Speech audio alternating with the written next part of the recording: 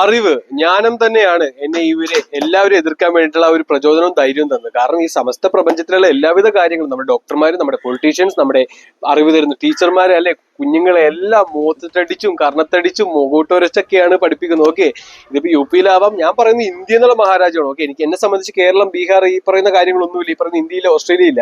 ഞാൻ പറയില്ല, ഒരു കംപ്ലീറ്റ് ഭൂമിയിലെ കുഞ്ഞുങ്ങളുടെ കാര്യം അതോടൊപ്പം തന്നെ ജീവജാലങ്ങളുടെ കാര്യമാണ് ഞാൻ സംസാരിക്കുന്നത്. ഓക്കെ, യാതൊരു ഡിസ്ക്രിമിനേഷൻ ഇല്ല. നിങ്ങൾക്കാണ് ഡിസ്ക്രിമിനേഷൻ ഉള്ളത്, ഹിന്ദു മുസ്ലിം ക്രിസ്ത്യൻസ് എന്ന് പറഞ്ഞും LDF UDF BJP എന്ന് പറഞ്ഞും. ഓക്കെ, ഞാൻ ആരുടെയും അടിമയല്ല, അതോടൊപ്പം തന്നെ ഞാൻ ആർക്കും അടിമവാക്യം അല്ലെങ്കിൽ മുദ്രാവാക്യം വിളിച്ച് നടക്കാറുമില്ല. ഓക്കെ, ഞാൻ പറയുന്നത് സമസ്ത പ്രപഞ്ചത്തിന് ഈ പറയുന്ന മനുഷ്യരുടെ സ്വാർത്ഥതയ്ക്ക് വേണ്ടിയിട്ട് കാടും മേടും എല്ലാം വെട്ടിക്കളയുന്നു. ഓക്കെ, അവരും നമ്മൾ തന്നെ ഐറ്റം തന്നെയാണ്. എന്നിട്ട് ആ ഒരു പ്രകൃതിക്ഷോഭമായിട്ട് നമ്മൾ ഇവിടെ കിടന്ന് നരിക്കുന്നു. ഓക്കെ, ഇന്ത്യ അല്ലെങ്കിൽ കേരളത്തിൽ മാത്രം ഒരു ഗോഡ്സ് ഓൺ കൺട്രി അവിടുന്ന് പ്രൊട്ടക്ട് ചെയ്തുകൊണ്ടിരിക്കുന്നു. വേറെ എല്ലാവിധ സ്ഥലത്തും ഈ പറയുന്ന നരകം തന്നെ കാണിച്ചു കൊടുത്തു പ്രകൃതി. ഓക്കെ, പക്ഷെ നമ്മൾ തിരിച്ചറിഞ്ഞിട്ടില്ല ഇപ്പോഴും. ഓക്കെ, പക്ഷെ തിരിച്ചറിയിപ്പിക്കും ഞാൻ. ഓക്കെ, അതിനാണ് ഞാൻ വന്നിരിക്കുന്നത്. ഓക്കെ, കാരണം ഇനി ഒരിക്കലും ഇങ്ങനെ ഒരു മൃഗജീവിതം ജീവിക്കാൻ പറ്റില്ല. കാരണം മൃഗജീവിതം ജീവിക്കുമ്പോൾ നമ്മൾ മൃഗമായി മാറുന്നു. ഓക്കെ, അച്ഛനില്ല അമ്മയില്ല പെങ്ങളില്ല എന്ന രീതിയിൽ. കാരണം ഇതെല്ലാം അവർ കൺവേർട്ട് ചെയ്തുകൊണ്ടിരിക്കണേ. ഓക്കെ, അൽഗോരിതം വെച്ചിട്ട്.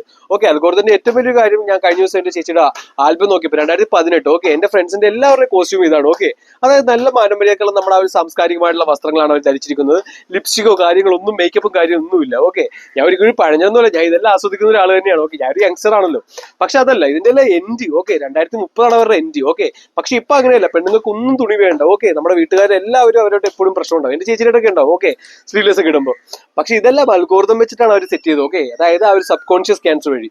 അതോടൊപ്പം തന്നെ ഞാൻ പറഞ്ഞില്ല, ഞാൻ ഒരു ടാക്സി ഡ്രൈവർ ആയിരുന്നു. ഓക്കെ, അതായത് ഞാൻ ഏതെങ്കിലും ഒരു ബോട്ടിങ്ങിലോ ഈ പറയുന്ന ഹോട്ടലിലോ ആൾക്കാരെ കൊണ്ടുപോയി കഴിഞ്ഞാൽ എനിക്ക് അവിടെ നിന്ന് കമ്മീഷൻ കിട്ടും. അപ്പൊ എന്റെ വണ്ടി കയറുന്ന ആൾക്കാരെ അവിടെ കൊണ്ടുപോകുന്നത് എന്റെ കടമയാണ്.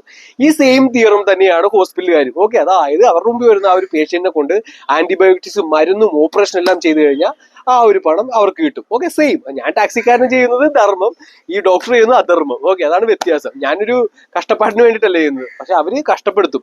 ഓക്കെ, എന്റെ അമ്മക്ക് എല്ലാം ഇപ്പൊ ബെഡ് റെസ്റ്റ് ആണ്, കാലുവേനെല്ലാം കൂടിയിട്ട്. ഓക്കെ, അപ്പൊ ഡോക്ടറെ അടുത്ത് പോയപ്പോൾ 3.5 ലക്ഷം രൂപ ചിരട്ട മാറ്റി വെക്കണമെന്ന്. പക്ഷെ അതേസമയം അക്യുപഞ്ചറിൽ പോയപ്പോൾ ഹീലിംഗ് ആയപ്പോൾ അത് മാറി വരുന്നു. അപ്പൊ നമ്മൾ വിശ്വസിച്ച് ഈ പറയുന്ന ആന്റിബയോട്ടിക്സ് ഇപ്പൊ നമുക്കെതിരെ വന്നു, ഈ പറയുന്ന കൊറോണ നമുക്കിപ്പോ എതിരെ വന്നു, അതോടൊപ്പം തന്നെ മൊബൈൽ ഫോൺ ഇപ്പൊ നമുക്കെതിരെ വന്നു, ഈ പറയുന്ന ജെനറ്റിക്കലി മോഡിഫൈ വെജിറ്റബിൾസ് ഫ്രൂട്ട്സ് എല്ലാം നമുക്കെതിരെ വന്നു. ഇനിയിപ്പോ പറയുന്ന കോസ്മെറ്റിക്സ് വരും. ഓക്കെ, അതെല്ലാം വന്നിട്ട് ആകെ ഒരു 3 വർഷം 4 വർഷമായിട്ടുള്ളൂ. അതിന്റെ പരിണാമ ഫലം ഇപ്പൊ വന്നു തുടങ്ങി. എല്ലാവർക്കും ലിവർ ഡിസീസ് എല്ലാം വന്നു തുടങ്ങി.